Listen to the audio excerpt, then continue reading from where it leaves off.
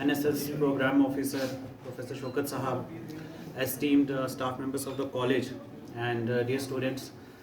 Good afternoon to all of you, and a very happy new year to all of you. First of all, I'm really thankful for this invitation because it was most of the time I'm very busy with my work, and it happens that it tends to get monotonous and very boring. But thanks for giving me such a good break. The talent, I was really surprised. I know I do go to a lot of events, and I do attend a lot of events at school level, but I was really happy to see what I witnessed over here. I mean, all the skate, the ghazals, the poetry, everything was really good. And big congratulations to all of you. And I wish that I get to be part of more occasions like this. So thank you for this. And then I was going through this presentation that was presented of the 7-day winter NSS camp, and I was really pleased to see all the activities that you people were part of. And I would like to congratulate the NSS program officers and all the NSS volunteers for their work. And see, this is the most important thing in college, that when you are part of college life, you have to be involved in such activities, not only NSS or NCC, but in whatever capacity you can contribute to something. That's very important. That is something you should do.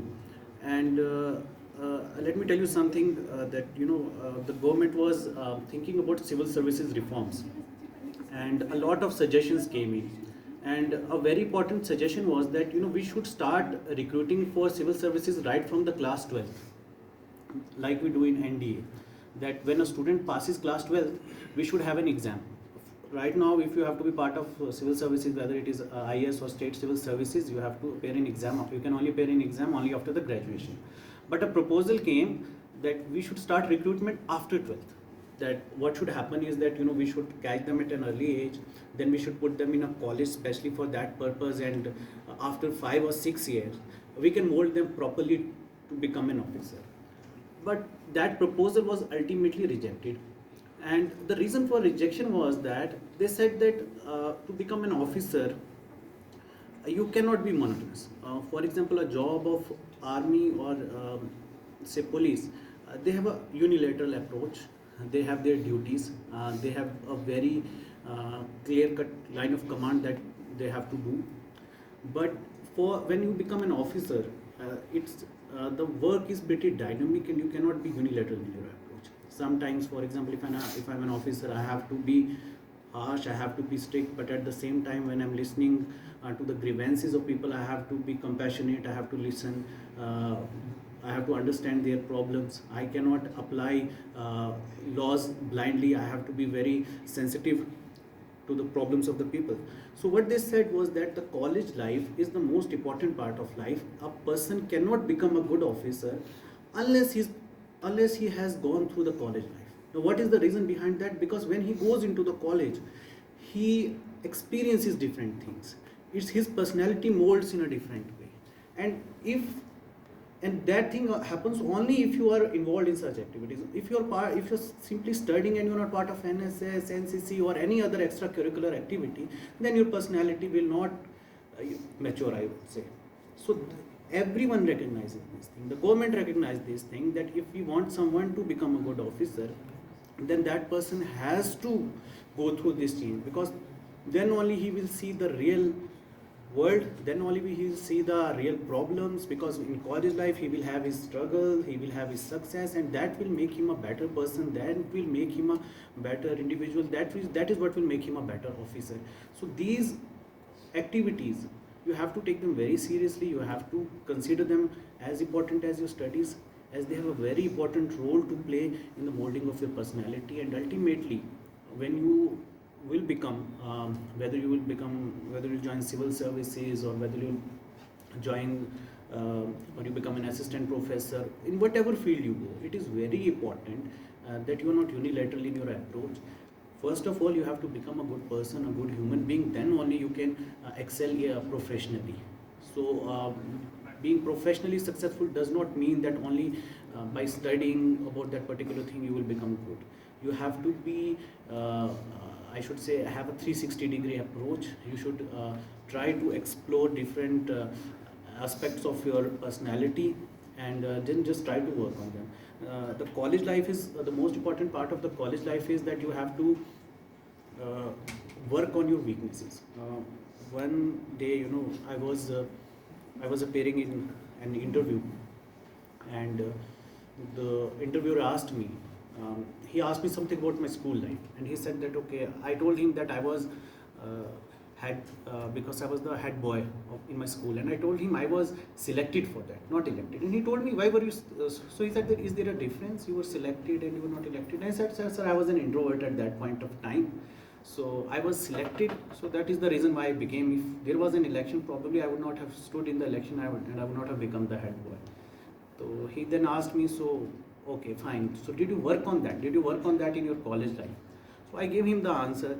But the thing is that everybody expects you to work on your weaknesses in your college life.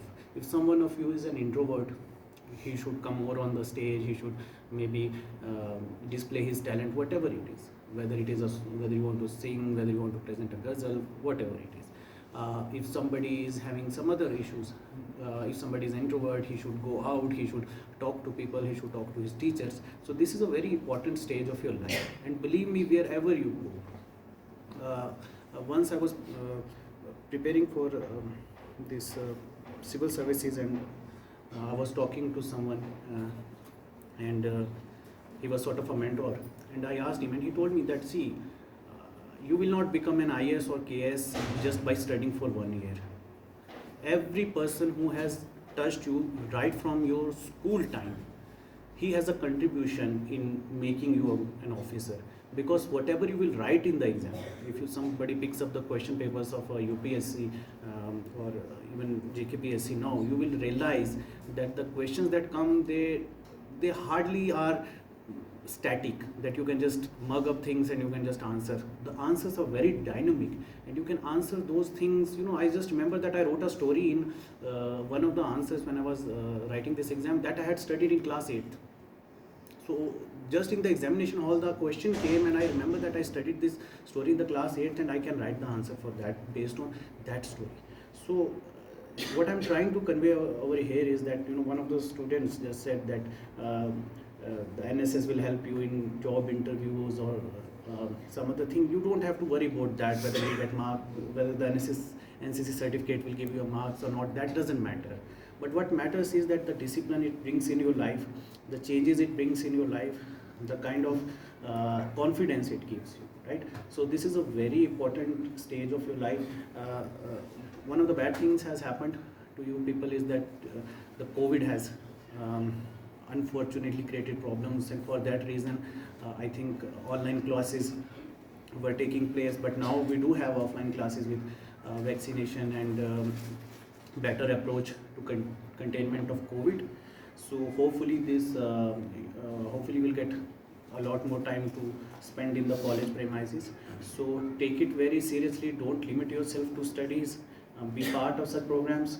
And one thing that I would like to convey is that I want to see that the NSS activities are not limited to the college, but they are expanded beyond the college. I was seeing one event that was held in a village, but it should be more. It should be more. You should visit hospitals. You should aware people. There are certain common problems that we face. One is the cleanliness. For example, we have Swachh Bharat Mission and other schemes as well. So you should educate people about that, because we do have now. See, one of the schemes of the government is when it comes to women empowerment, because a skit was presented regarding that. One of the problem that one of the schemes is Beti Bachao, Beti Padhao. The government does not give any sort of funding, should I say, or any sort of money directly to people. The Beti Bachao, Beti Padhao is entirely based on educating people. So that is where you can contribute. I'm just telling you that is one aspect. Okay, so it's very important that your activities are expanded beyond the college. If you need any help from our side, we will provide full cooperation. I'll be in contact with your NSS program officer, and we'll see that. But try to expand these activities beyond the college. And again, I'm very thankful for this invitation and wish you all the best. Thank you so much.